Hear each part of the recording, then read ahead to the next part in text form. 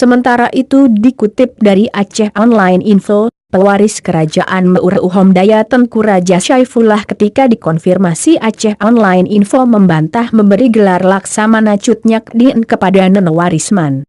Bukan gelar Laksamana Cutnyak Dien, tapi Laksamana Muda, tidak ada Cutnyak Diennya, ungkap T. Saifullah.